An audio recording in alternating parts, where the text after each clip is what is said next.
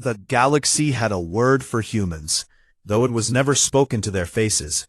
It was bendable, a term the Drelith used to describe species that folded under pressure without ever breaking, because they never had enough spine to snap in the first place.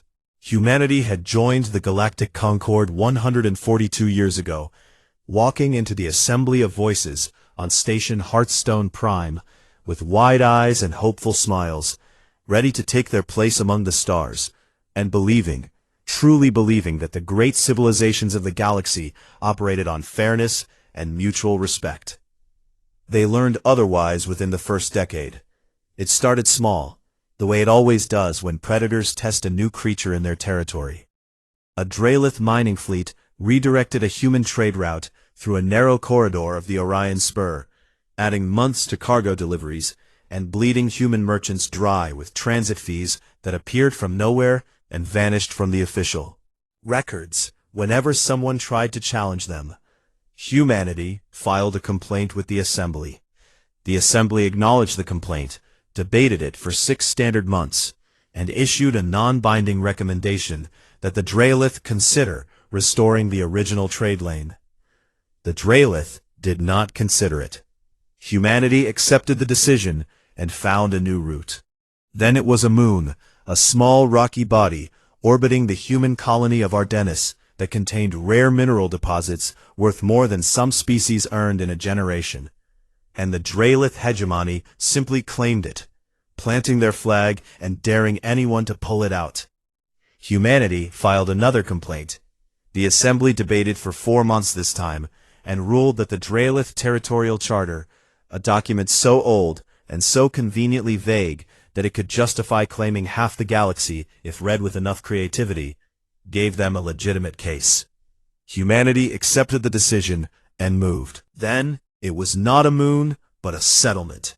2,000 humans living on a farming outpost near the edge of Drelith space, relocated overnight by armored Drelith transports that gave them 6 hours to pack what they could carry, before their homes were bulldozed to make room for a military listening post that the hegemony swore was essential for regional security, because she had none worth celebrating.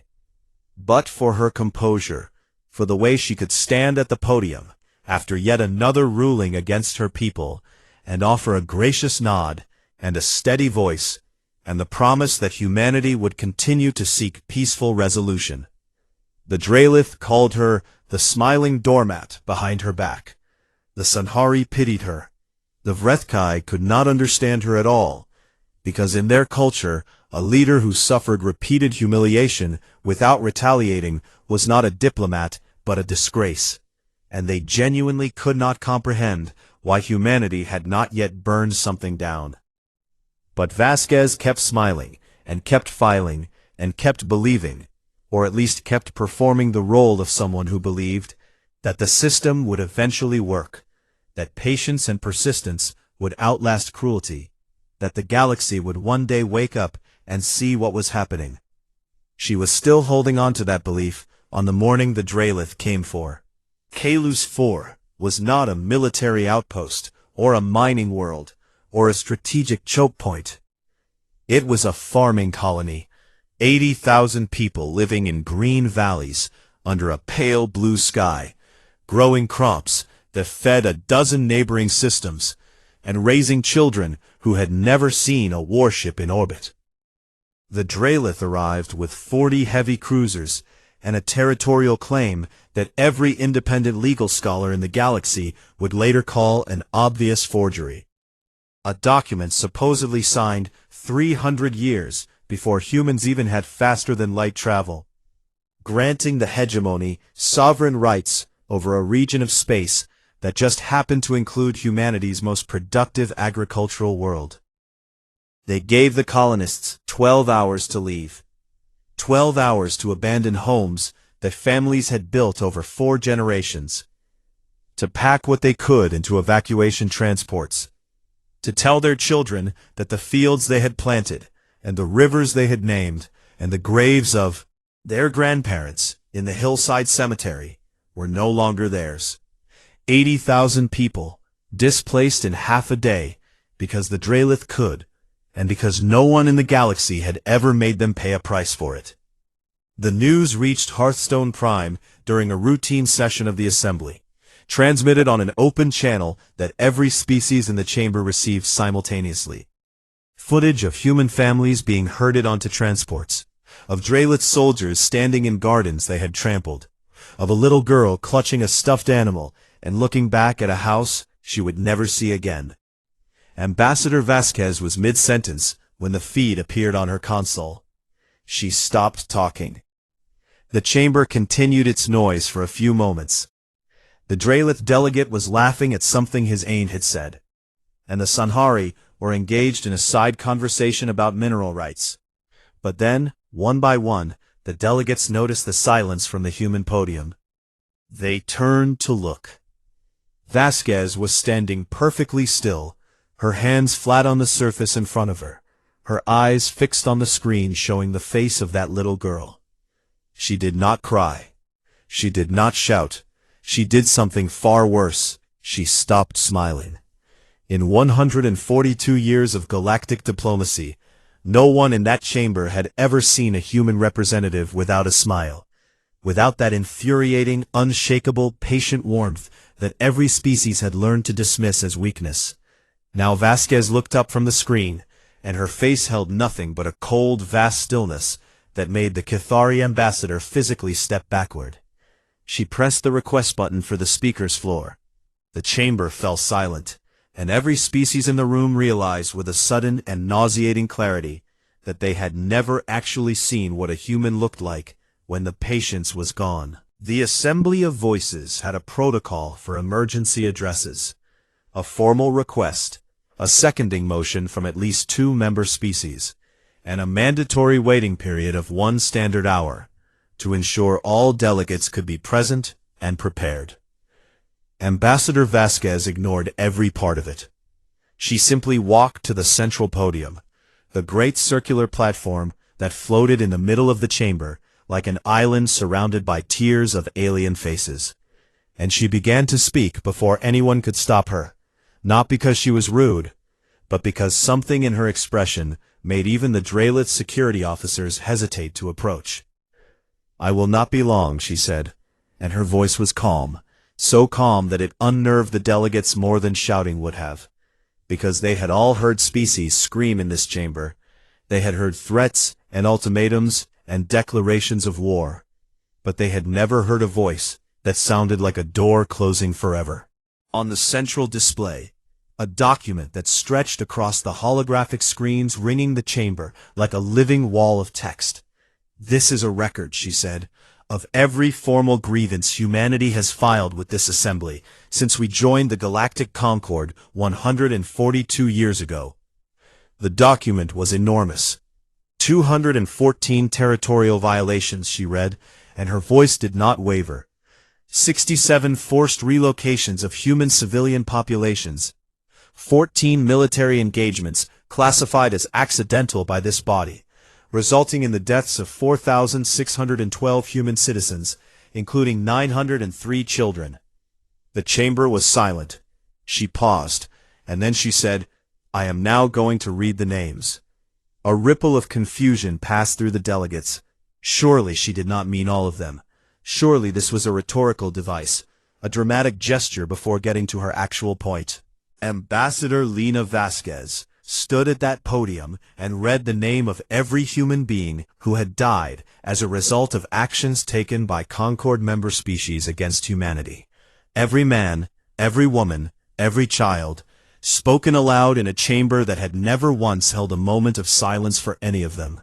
It took 4 hours. She did not pause for water. She did not stop to collect herself. She did not look up from the list except once, when she reached a cluster of names from a settlement on Artemis, where a Draelith navigation error had resulted in an orbital strike on a school. And for just a moment, her voice thinned to something barely above a whisper, before she steadied it and continued. The delegates shifted in their seats. Some looked away, some looked at each other, and more than a few looked at the Draelith delegation, which sat in stony silence, their scaled faces unreadable. When the last name was spoken, a 6-year-old girl from Kalis 4 who had died of exposure during the forced evacuation just hours before. Vasquez closed the file and looked out at the assembly. "That is who we have lost," she said, "and that is what we have endured, not because we lacked the strength to fight, but because we believed that this body, this concord, this assembly of voices, represented something worth preserving. We believed that civilization meant choosing law over violence, choosing patience over pride." She let the silence hold for a long moment. "Today I am asking this assembly one final time to enforce its own laws, to demand that the Drelith hegemony withdraw from Kalis 4, return the 80,000 displaced civilians to their homes, and submit to an independent investigation of the territorial claim they used to justify this action." She stepped back from the podium and folded her hands. High Commander Vorath Sek of the Drelith hegemony rose from his seat, like a mountain deciding to move. Enormous, even by Drelith standards, nearly 3 meters of scaled muscle and political ruthlessness. And he had held his position for 40 years by being the kind of leader who treated diplomacy as a performance and war as a hobby. "The human ambassador's theatrics are noted," he said, and his translator rendered his tone as something between amusement and contempt. "But the hegemony's claim to the Kalis system is supported by historical documentation that predates humanity's presence in this region of space by 3 centuries. We will not apologize for exercising sovereign rights over territory that belongs to us, and we will not be lectured on morality by a species that mistakes submission for civilization." Several of the Drelith client species made sounds of approval. The vote was called. The motion failed. 18 against, 9 in favor, 4 abstentions. The same arithmetic that had buried every human petition for over a century. Block and its dependents outnumbering humanity's few allies by a margin that made the outcome a foregone conclusion before a single vote was cast. The result was announced. The chamber waited for what always came next. The gracious nod, the measured words of disappointment, the promise to continue working within the system, the smile. Vasquez did not nod. She did not smile. She stood there for a moment, looking around the chamber slowly, her eyes moving from face to face, species to species, as if she were memorizing each one, as if she were making sure she would remember exactly who had been in this room on this day. Then she spoke, and her voice was not loud, but it carried to every corner of that enormous chamber, with a clarity that made several delegates flinch. "You were warned. We are done." She turned and walked toward the exit. Behind her, every human diplomat in the chamber stood, 31 men and women rising from their seats, in perfect unison, as if they had rehearsed it, though they had not, and they followed her out without a word, without a backward glance, without any of the ceremonial farewells that Concord Protocol demanded. The doors closed behind them. Within the hour, a formal transmission was sent to every member species of the Galactic Concord. Humanity was withdrawing its membership, effective immediately, recalling all diplomatic personnel, closing all joint facilities, and severing all treaty obligations. The Cathari ambassador scrambled to send a private message to Vasquez, begging her to reconsider. The Felurian delegation tried to arrange an emergency meeting. Even the Sonhari, who had spent decades treating humanity with polite indifference, suddenly found themselves alarmed by the absence they had never thought to fear. No response came. Instead, 12 hours after humanity's withdrawal, every communication relay in human space broadcast a single signal on every frequency, in every galactic language. One word, repeated on a loop, with no explanation and no context. Prometheus. The Drelith intercepted it and ran it through their linguistic databases and found nothing. It was a word from an ancient human language, a name from a story so old that even most humans had to look it up. The galaxy did not know what it meant. They asked their intelligence agencies, their cultural analysts, They're experts on human behavior, and received only speculation and uncertainty. But deep in the corridors of Hearthstone Prime, the Cathari ambassador, who had spent more time studying humanity than any other non-human in the Concord, sat alone in her quarters and pulled up the old Earth myth on her console and read it twice, and then sat very still for a very long time. Because Prometheus was the one who stole fire from the gods. And fire, once lit, does not ask permission to burn. The first week after humanity's withdrawal was filled with laughter. The Drelith found it hilarious. Their media networks ran segments mocking the great human tantrum, showing clips of Vasquez's speech set to comedy music. And Vorath Sek himself gave a public address in which he declared that the Concord had shed dead weight, and that the galaxy would be stronger for the absence of its most pathetic member species. The second week brought jokes from other species too. The Sanhari made dry observations about humanity's flair for dramatic exits, and even some of humanity's former sympathizers began to quietly suggest that the withdrawal was an overreaction, a bluff, a negotiating tactic that would end with the humans coming back to the table with their tails between their legs, asking to be readmitted. The third week brought the first silence. It started with trade. Human merchant vessels, which had been a constant presence on galactic shipping lanes for over a century, simply vanished, not gradually but all at once, as if someone had flipped a switch and erased them from the star charts. This should not have mattered.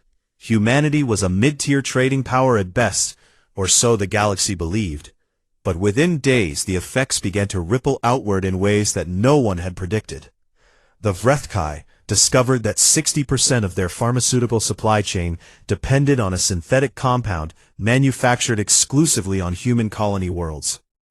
A compound that humanity had been selling at a fraction of its actual value for decades, because that was the kind of thing humans did, quietly making themselves essential, while everyone else was busy looking down on them. The Sanhari realized that their entire deep space communication network ran on relay satellites that human engineers had designed, built, and maintained under contract. Satellites that were now dark. Their operating codes changed, their maintenance schedules canceled. 14 species discovered, almost simultaneously, that the cheap, reliable fusion cores powering their civilian infrastructure had been built in human factories, and that no one else in the galaxy had ever bothered to learn how to manufacture them, because why would they, when the humans were always happy to do it for a reasonable price? By the fourth week, the laughter had stopped. By the fifth week, the Drelith Intelligence Service delivered a classified report to Vorath Sek that made him put his fist through his desk. Humanity had not been idle during their century and a half in the Concord. They had not spent those years simply absorbing insults and filing complaints and smiling through their humiliation. They had been building. Prometheus was not a weapon, and it was not a battle plan. It was a doctrine, a comprehensive framework for total independence from the galactic community, and it had been in development since the very first time the humans started. Assembly of Voices had failed to protect a human colony, which meant it had been in development for over 100 years. The scope of it was staggering. Humanity had constructed a self-sustaining economic network spanning more than 300 colony worlds, connected by infrastructure that they had built in parallel to their Concord obligations, funded by resources that they had carefully kept off the official books, not through deception, but through the simple fact that no one had ever bothered to look closely at what the humans were doing, because no one had ever considered them important enough to watch. They had developed technologies that they had never shared with the Concord, not because they were hoarding them, but because no one had ever asked, and because humans had learned very early that the galaxy took what it wanted from those who showed their cards too freely. The most devastating revelation was the drive system.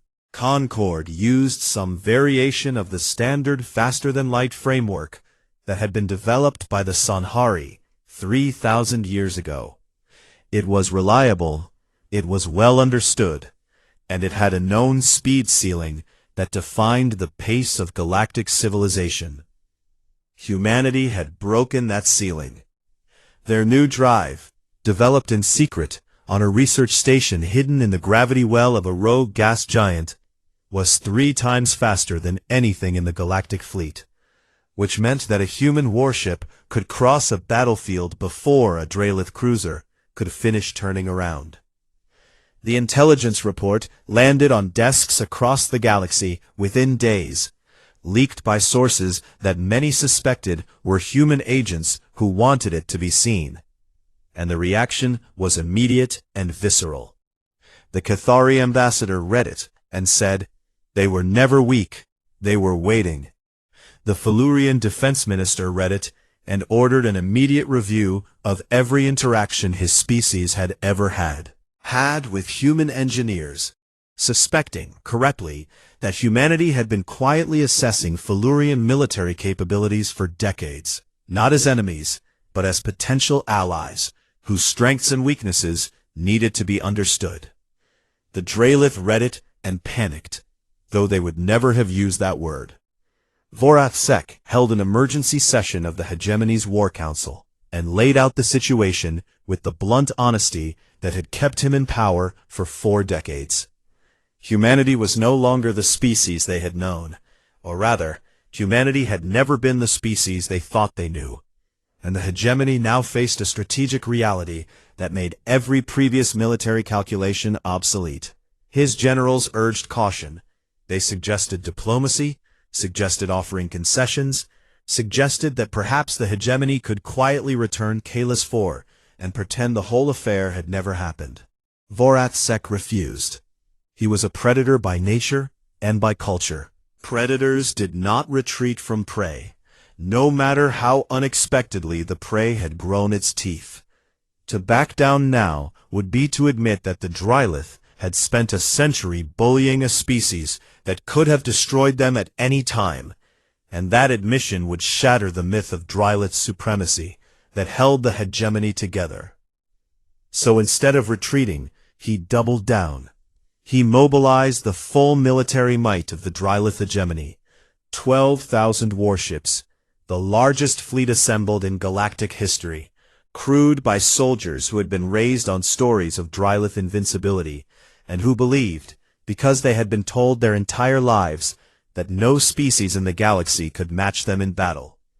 He positioned this armada along the human border, a wall of steel and scales stretching across light years of space. And he sent a message to whoever was listening on the other side. The message was simple. Rejoin the Concord under Drelith terms. Surrender the Aftenmere. Prometheus technologies for redistribution, and accept permanent Drelith oversight of all human military development, or face the full wrath of the most powerful war machine the galaxy had ever produced. The ultimatum was broadcast on open channels, so the entire galaxy could witness Drelith's strength. On the bridge of the newly revealed flagship, UHS Thermopylae, a ship that was not in any database, built in a shipyard that no intelligence agency had ever detected, carrying weapons that no species had ever seen, Fleet Admiral James Okonkwo read the ultimatum aloud to his command staff. He set it down on the console. He looked at his officers, men and women whose families had been relocated, and whose friends had been killed, and whose patience had been spent down to the very last atom, and he gave a single order that would change the galaxy forever.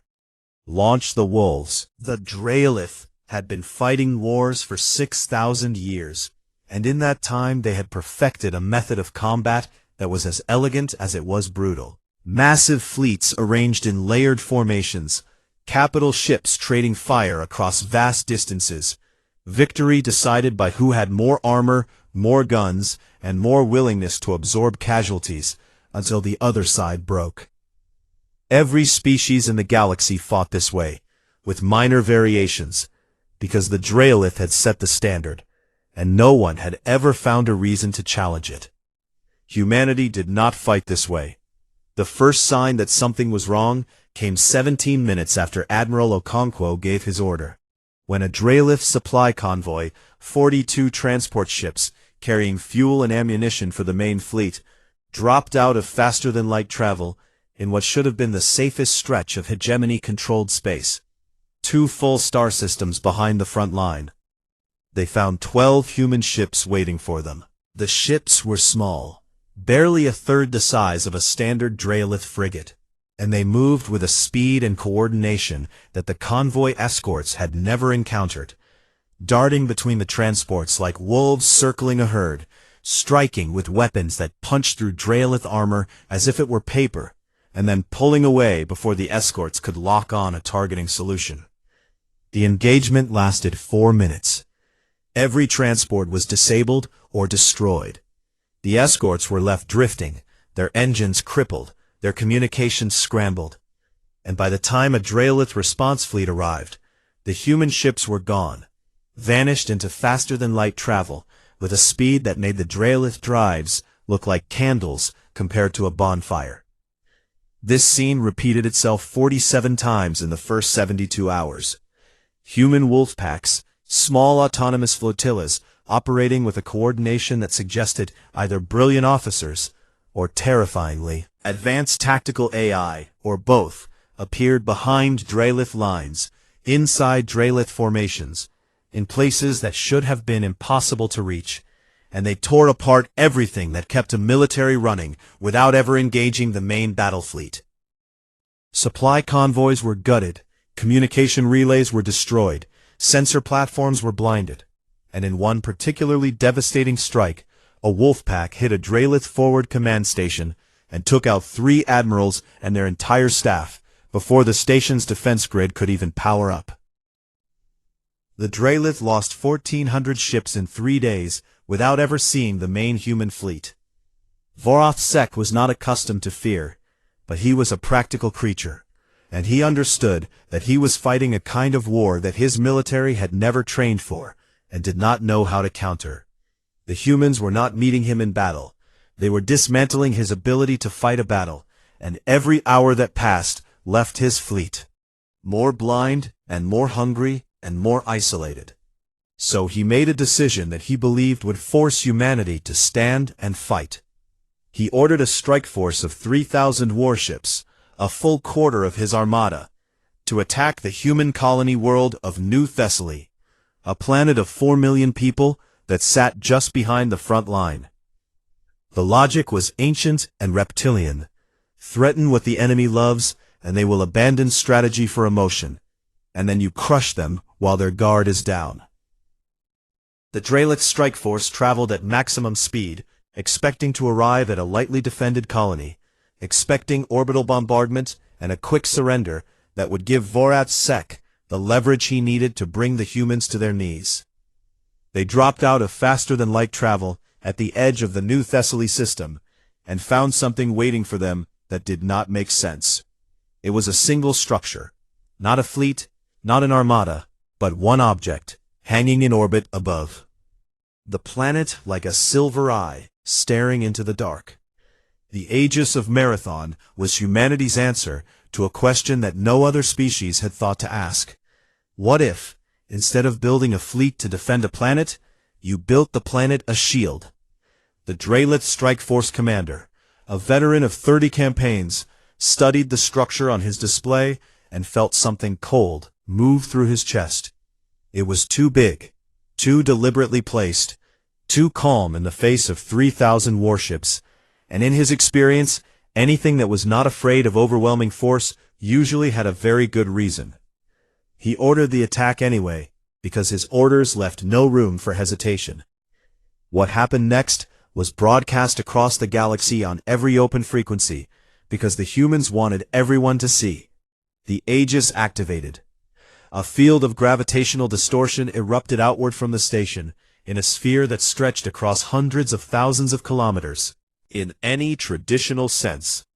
But it seized the fabric of space itself and twisted it, creating a zone where faster-than-light travel was impossible, and conventional engines fought against tidal forces that turned straight lines into spirals. The Drelith fleet was ripped out of formation. Ships that had been flying in precise attack patterns were scattered like seeds in a hurricane, their engines screaming against forces they were never designed to handle. their navigation systems reporting impossible readings, their crews thrown against walls as inertial dampeners overloaded. And then the wolves came.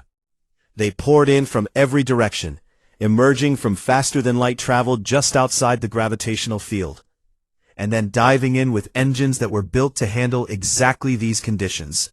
Small, fast, merciless, and utterly precise, hitting crippled Draelith ships with surgical strikes that disabled engines and weapons without destroying the vessels entirely.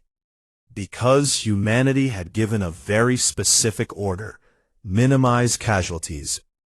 The Battle of New Thessaly lasted 9 hours, and when it was over, 2,200 Draelith warships were drifting without power, their crews alive but helpless, surrounded by human vessels that held their fire and broadcast a single message on repeat: surrender, and you will be treated with dignity.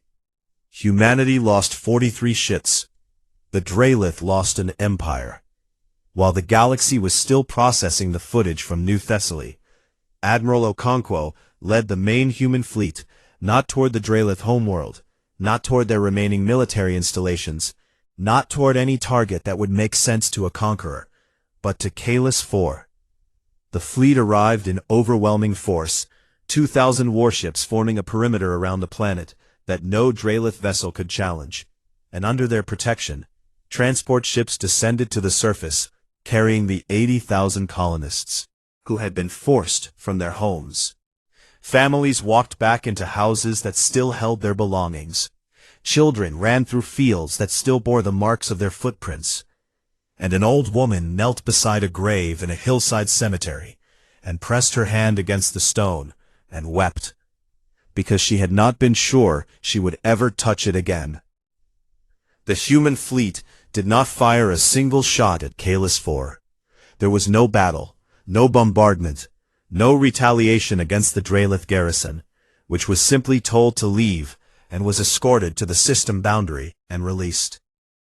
Across the galaxy, species watched in stunned silence as the most decisive military victory in recorded history was used not to seize territory or extract tribute, but to bring 80,000 farmers home.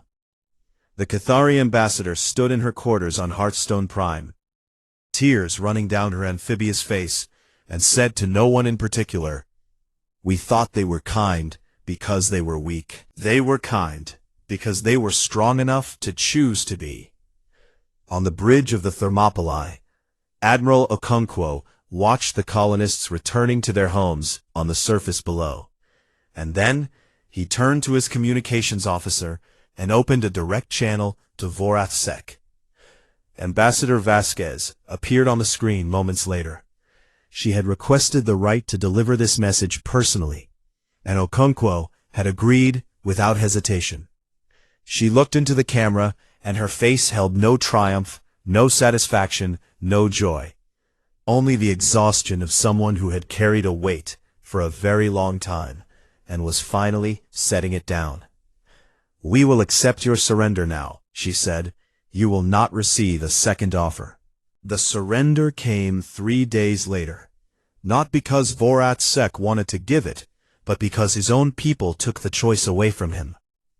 The footage from New Thessaly had spread through the Draelith hegemony like a virus, not the edited version that state media tried to spin as a temporary setback, but the raw, uncut recording that human intelligence agencies made sure reached every screen on every Draelith world. Footage of 2,200 warships drifting without power, of the mightiest military in the galaxy swatted aside like an afterthought, of human ships holding their fire and offering mercy to crews that had been sent to burn a civilian world. The Draelith people were warriors, and they understood strength better than anyone. And what they saw in that footage was not a fluke or a trick, but a species that had outthought, outbuilt, and outfought them so completely that the war was over before it had truly begun.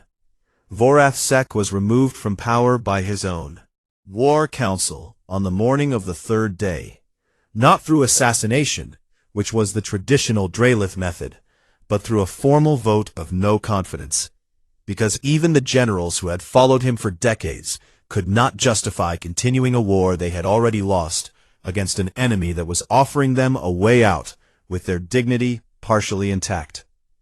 The new Draelith leadership sent a delegation to the Thermopylae. They expected the terms to be devastating. That was how wars ended in the galaxy, with the victor stripping the defeated down to nothing, taking their worlds and their wealth and their pride, because that was what power was for. The terms humanity presented were something else entirely. Full withdrawal from all illegally occupied human territories, effective immediately, with oversight by a neutral commission to ensure compliance. Reparations paid to every displaced human family, calculated to the individual, based on documented losses, rather than punitive excess. A formal public apology to be read before the Assembly of Voices by the new Draelith leadership, acknowledging specific actions and naming specific victims. And that was all. No territorial seizures, no occupation of Draelith worlds, no demand for military disarmament, no installation of puppet governments, no humiliation beyond the simple act of being held accountable for what they had done. The Draelith delegation sat in the conference room of the Thermopylae and read the terms 3 times, convinced they were missing something, convinced there was a hidden clause, or a delayed punishment, or some trap that would spring shut once they signed. There was nothing hidden. Ambassador Vasquez, who sat across the table from them, watched their confusion and understood it perfectly. She had spent 23 years in the Assembly learning how the galaxy thought, and she knew that every species in the Concord operated on the assumption that power existed to be used for personal gain, that mercy was just weakness wearing a mask, that anyone who won a war and did not take everything they could was either foolish or planning something worse. "These are our terms," she said quietly. "We are not interested in ruling you. We are not interested in replacing one injustice with another. We want what we have always wanted, which is to live in a galaxy where the strong do not devour the weak simply because they can." The Draelith signed. The apology was read before the Assembly of Voices 2 weeks later, in a chamber that was so packed with delegates and observers that species who had not attended a session in decades were standing in the aisles.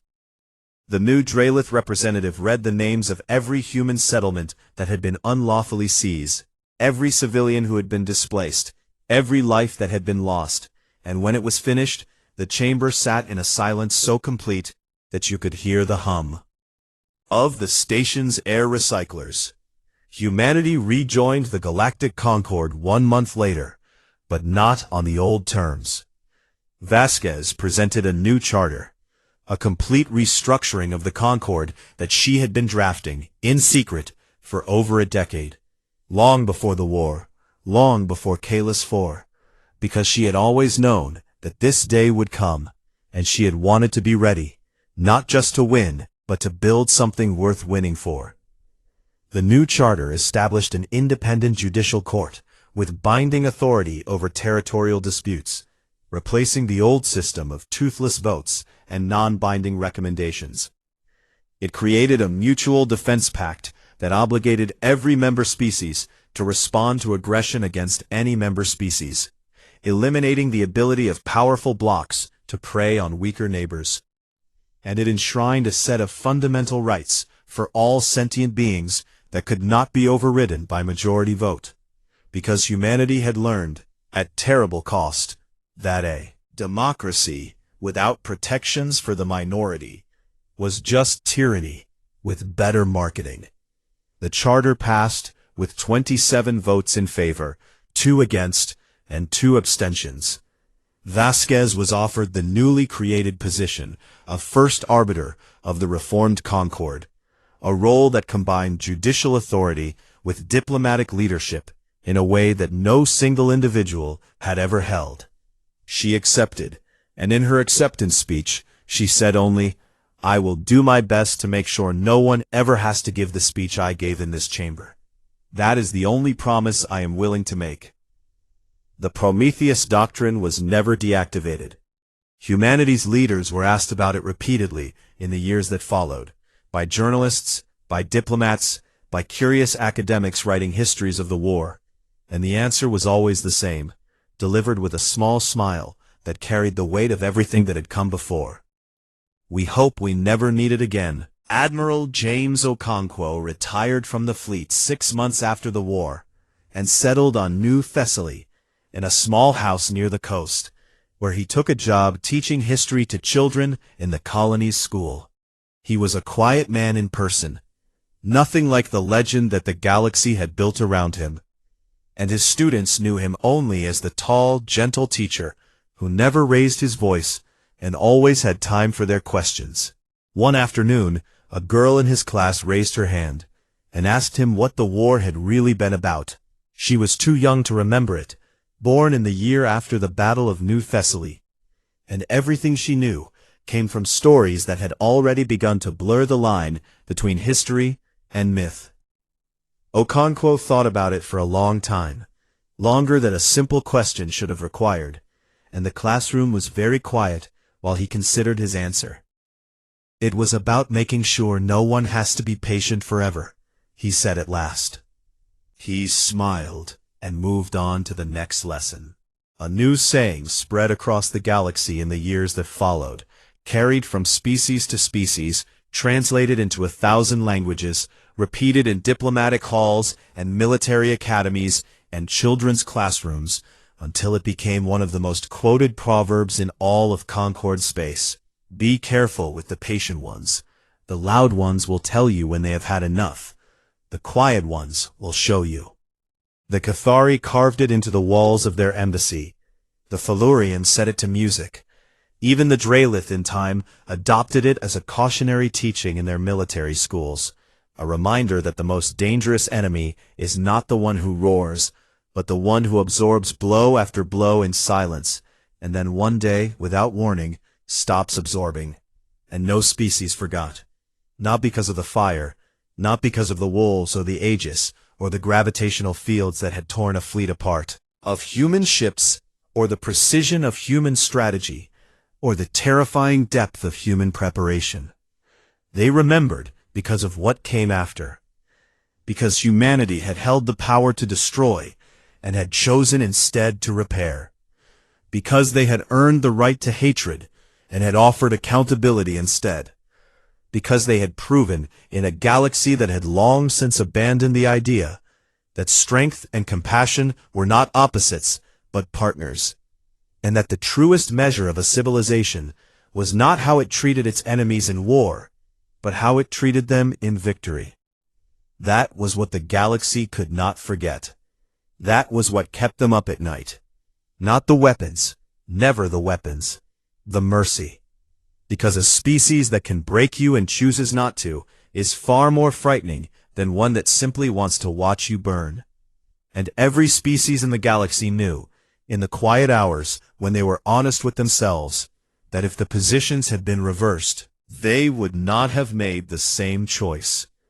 And that was the day the galaxy stopped laughing at humanity and started listening.